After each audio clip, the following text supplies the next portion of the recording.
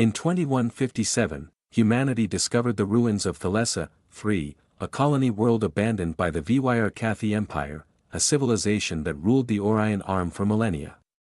The HFY left behind a single, chilling monument, a mile-high obsidian pillar engraved with a galactic map, its star systems labeled in a dead language.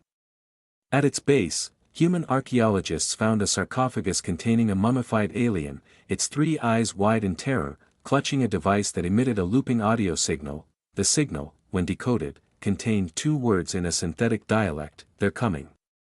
Chapter 1, The First Whisper. Dr. Alara Voss hadn't slept in 72 hours. The artifact on her lab table, dubbed the HFY box, defied every law of physics. It was a perfect cube of unknown alloy, its surface etched with circuitry that rearranged itself when unobserved. The UEF, United Earth Federation, had labeled it a cultural curiosity, but Alara knew better. "It's a machine," she muttered, adjusting her neural interface. "But it's not powered. It's waiting." Her AI assistant, Caliban, flickered to life. "Director Krell is demanding your report. He insists the box is a hoax." "Tell Krell to choke on his funding," Alara snapped. A flicker on the box's surface caught her eye. The circuitry had formed a new pattern, a human DNA helix crossed with a HFY rune. Then the box sang. The sound shattered the lab's windows and scrambled Caliban's core. Alara collapsed, blood trickling from her ears as visions flooded her mind, a fleet of jagged ships darker than void, devouring stars. A voice, neither human nor HFY, echoed, "The harvesters have heard you. You are not ready." Chapter 2, The Ghost Fleet. The UEF warship Dauntless responded to Alara's distress call, finding her catatonic and the lab in ruins. Only Commander Jax Morrow, a cynical veteran of the Kuiper conflicts, noticed the box's final message etched into the floor: "Find the echo of soul. It is your cradle. And your grave." 3 days later, the HFY returned. A derelict warship emerged near Pluto, its hull scarred by weapons no human could identify. The UEF sent the Dauntless to intercept. Aboard the alien ship, Jax's team found corpses frozen in flight, HFY crewmen torn apart by something with claws larger than a human torso. "Sir," whispered Lieutenant Mira Kell, holding a data crystal. "Their logs. They weren't running from something. They were running to us." The crystal's playback showed a HFY captain, her scales peeling from radiation burns. "To the species who finds this, we doomed your world. The harvesters trace life through resonance, the song of a biosphere. We amplified your signal to save ourselves. Forgive us. Prepare." A shadow moved in the recording's background, a hulking, insectoid figure with too many eyes. Then the Dauntless comms exploded with screams. The Harvester fleet had arrived. Chapter 3, First Strike. The Harvesters descended like locusts. Their ships were angular and asymmetrical, bristling with spines that pulsed with sickly violet light. The Dauntless opened fire, plasma cannons tearing into the lead vessel, but the rounds disintegrated meters from its hull, absorbed by a shimmering distortion field. Evasive maneuvers. Jax barked, gripping his console as the Dauntless lurched. "Target their propulsion. Maybe they're slow," a harvester ship fired. Not a plasma burst or missile, but a sound, a subharmonic frequency that liquefied the Dauntless starboard armor. Alarms screamed as oxygen vented into the void, shields at 12%. Mira shouted, her hands flying across the tactical display. "They're weapons, they're targeting our resonance signatures. Life support, engines, everything." Jack stared at the feed. The Harvester fleet wasn't attacking randomly. They were dismantling the Dauntless system by system, as if following a blueprint. Resonance. "They hunt by song, get me Alara," he ordered. In the med bay, Alara Voss trembled in a neural stabilizer, her mind still fractured by the box's transmission. Caliban, its voice glitching, hovered above her. "Commander. The box. It's reacting." The VYR Kathy box floated beside her bed, its surface now a writhing tapestry of human and VYR Kathy symbols. As the Harvester's resonance weapons shook the ship, the box emitted a counter-frequency, a low, thrumming drone that stabilized the air. Ilara's eyes snapped open. "They're listening," she rasped. "The Harvesters. They're blind. They see only through sound. The box, it's masking us." Jax burst in. "Doc, if you've got a way to turn that thing into a weapon, now's the time." "Not a weapon," Ilara said, clutching the box. "A key. The VYR Kathy didn't just warn us, they left a map. The Echo of Soul. It's not a place. It's a signal. A resonance pattern hidden in human DNA." Caliban projected a star chart. A pulsar in the Sirius system flared red. "The VYR Kathy altered our genetic code millennia ago. The echo is a counter-frequency. A way to disrupt the Harvester's song. Can you amplify it?" Jax asked. Ilara nodded. "But I need the source." The VYR Kathy buried it in Sol's asteroid belt. They called it the first beacon. Another Harvester blast rocked the ship. Jax grabbed Ilara's arm. "You've got 12 hours. Chapter 4, The Bones of Earth. The Dauntless limped to the asteroid belt, Harvester ships in pursuit.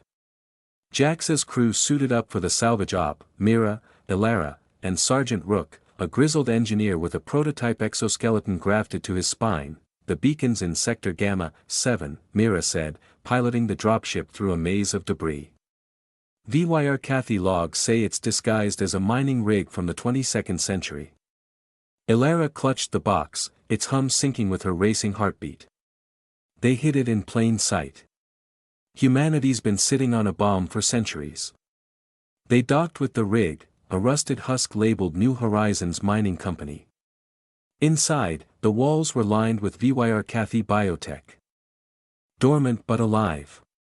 Rook pried open a sealed chamber, revealing a massive crystalline structure pulsating with pale blue light. "The beacon," Ilara whispered. "It's a resonance amplifier." The VYR Kathy tuned it to human DNA. As the team rigged the beacon to the box, Rook froze. "You hear that?" A scraping echoed through the rig. Outside the viewport, a Harvester scout clung to the hull, a biomechanical horror with serrated mandibles and too many jointed limbs. It screamed, shattering the glass. Rook opened fire, his exoskeleton whining as he grappled with the creature. "Go. I'll hold it off." Ilara and Mira fled to the dropship as the rig shuddered. Rook's final transmission crackled, "Tell Earth." It was one hell of a ride. The beacon activated as the rig exploded, its resonance pulse rippling through the belt. The Harvester ships recoiled, their distortion fields flickering. "It's working." Mira yelled, but Ilara paled. The box was overheating, its patterns unraveling. "The beacon's too powerful. It'll burn out the box, and us, in minutes." Chapter 5, The Cost of Silence. The resonance pulse from the beacon tore through the asteroid belt, bending reality itself. Harvester ships writhed like wounded beasts, their distortion fields collapsing under the dissonant frequency. But aboard the Dauntless, the victory was short-lived. "The box is melting down." Ilara shouted, her gloves smoldering as she wrestled with the artifact. Its surface bled molten alloy, and the symbols that once danced across it now blurred into static. "If it destabilizes completely, the pulse will backlash, it'll vaporize every human in the sector." Jax slammed his fist on the comms. "Mira. Can we redirect the beacon's output? Dump it into the Harvesters?" Myra's hands flew across the engineering console. "Not without the box as a buffer. It's the only thing translating human resonance into their language." Ilara's mind raced. The VYR Kathy had designed this flaw, a kill switch to prevent the beacon from falling into enemy hands. "They didn't trust us to survive this." She stared at the box, its core now glowing white-hot. There was only one way to stabilize it, someone had to merge with its neural interface, becoming a living conduit. Jax, she said quietly. I need you to jettison me. What? The box needs a biological anchor. Human DNA. If I take it into the beacon's core, I can direct the pulse manually. Jax grabbed her arm. You'll burn alive. Better than billions. Before he could protest, Elara triggered the emergency airlock. The dauntless alarm screamed as she floated toward the beacon, the box clutched to her chest. The harvesters regrouped, their ships emitting a new, guttural frequency. They weren't retreating, they were adapting. Chapter 6, The Blood of Giants. Elara's suit monitors flatlined as she entered the beacon's core. The box fused to her chest plate, its tendrils burrowing into her skin.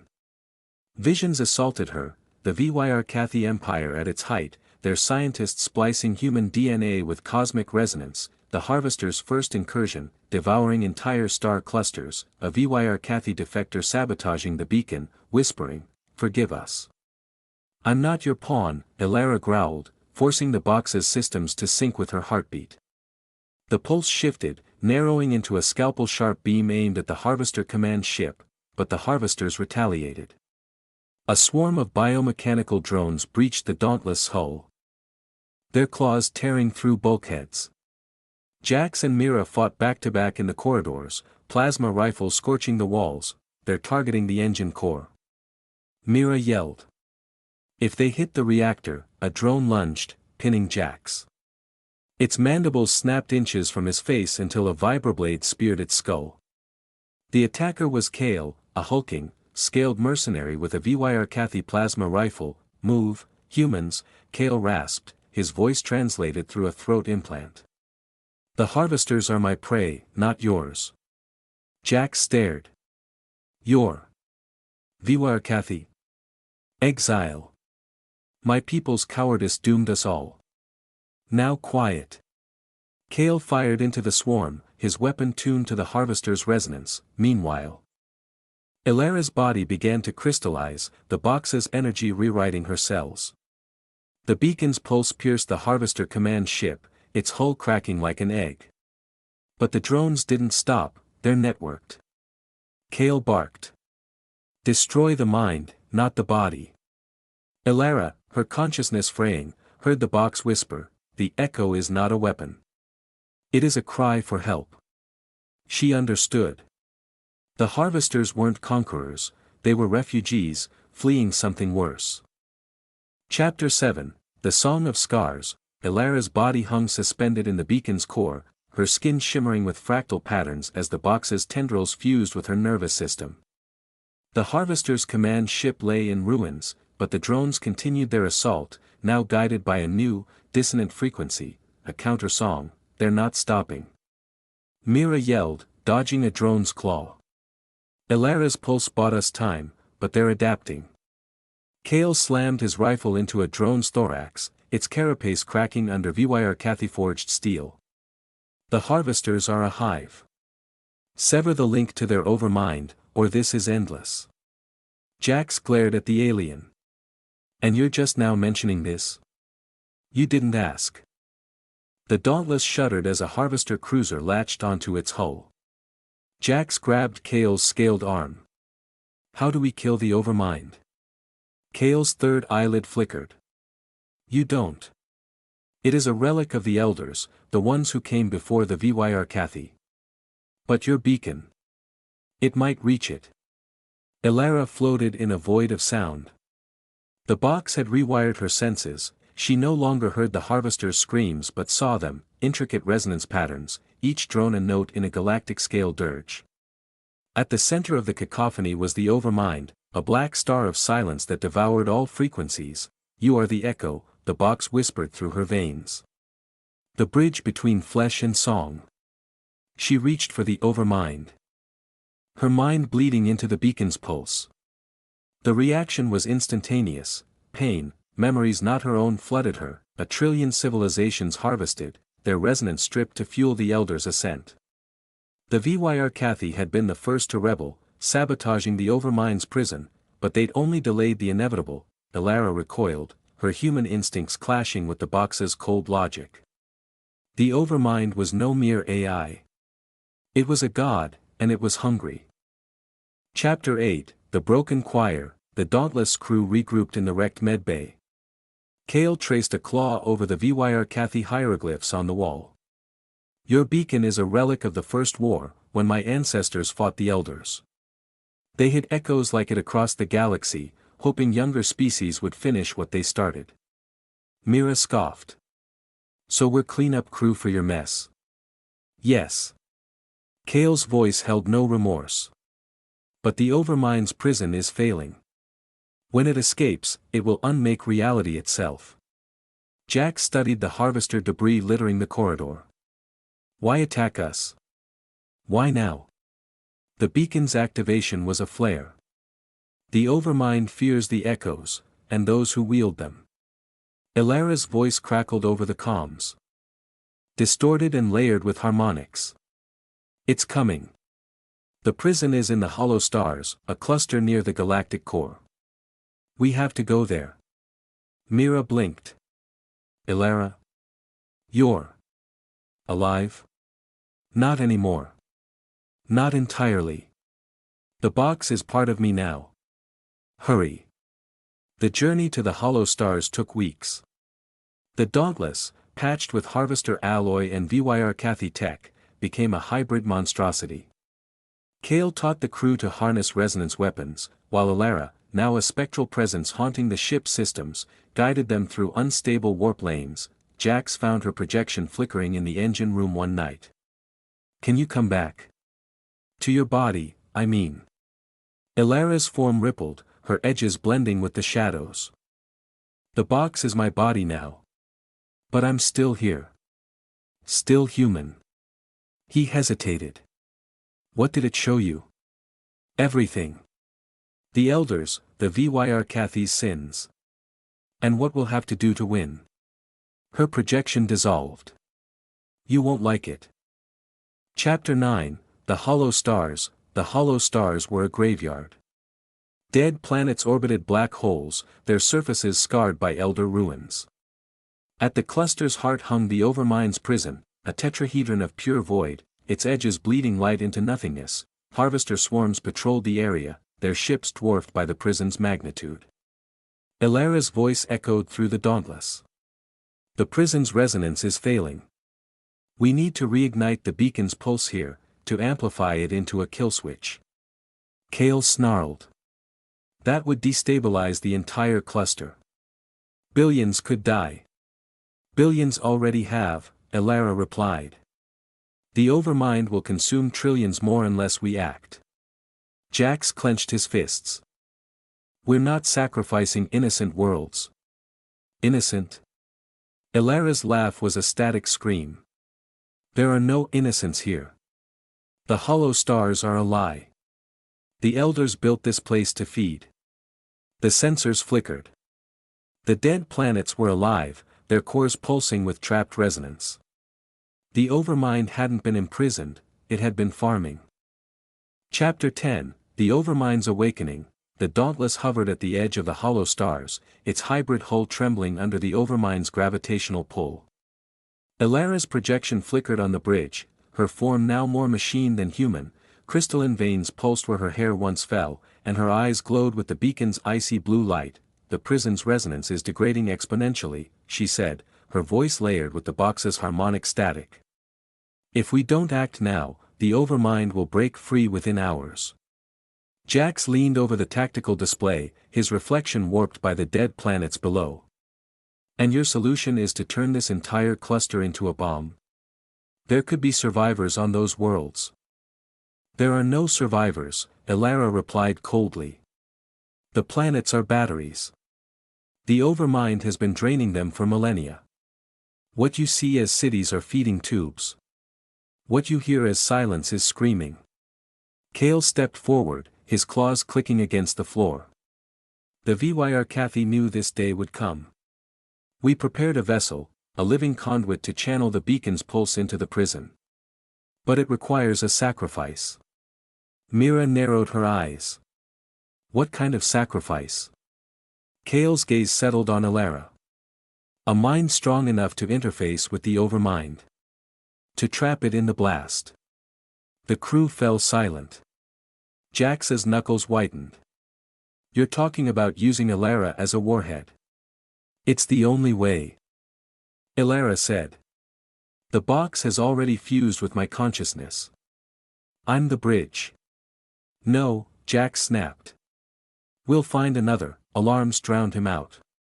The Overmind's prison shuddered, void black cracks spiderwebbing across its surface. Harvester swarms surged toward the Dauntless, their resonance weapons screeching, evasive maneuvers. Mira yelled, but the ship lurched violently. A Harvester cruiser latched onto the hull, its claws piercing the armor. Kale raised his rifle. Decide, human. Annihilation or extinction. Chapter 11, Kale's Gambit. Jax refused. We're not sacrificing her. There's always another way. There isn't, Elara said. Her projection began to fade. I'm already gone, Jax. Let me do this. Before he could protest, Kale struck. The VYR Cathy exile lunged at Mira, disarming her with a sweep of his tail, and seized control of the ship's systems. You sentimental fools. The VYR Cathy did not endure eons of shame to falter now. The beacon will fire. Jax drew his sidearm. You traitorous, Kale activated a hidden subroutine. The dauntless engines roared, hurtling the ship toward the prison. Traitor.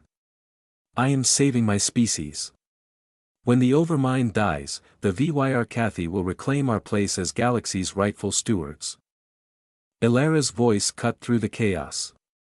The box is linked to the prison's frequency. I can override Kale's controls, but only if you jettison the beacon. Mira, pinned under Kale's claw, mouthed, do it. Jax hesitated. To jettison the beacon meant stranding Elara in the void. But Kale's claws tightened around Myra's throat. Choose, human, Kale hissed. Jax pulled the trigger. The shot struck Kale's shoulder, forcing him back. Mira scrambled to the console and ejected the beacon, and Elara's crystalline body, into the abyss. Kale roared, lunging for Jax, but the Dauntless shuddered as the beacon activated. Chapter 12, The Bridge of Souls. Elara floated in the hollow star's embrace, the beacon's pulse merging with her fractured mind. The Overmind's prison collapsed, its void shell peeling away to reveal a singularity, a living black hole with tendrils of light spiraling into its heart. You are small, the Overmind boomed, its voice shredding her thoughts. You are echoes. You are food. Elara's human memories surfaced, her father teaching her the constellations, her first kiss under a lunar colony, Jax's laughter during their academy days. She clung to them. No, she whispered.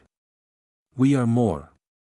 The beacon's pulse amplified, channeling the trapped resonance of 1,000 dead worlds into a single note, a chord that harmonized with the box's frequency. The Overmind recoiled, its tendrils fraying. Aboard the Dauntless, Jax watched in awe as the beacon's light enveloped the cluster. Elara. What are you doing?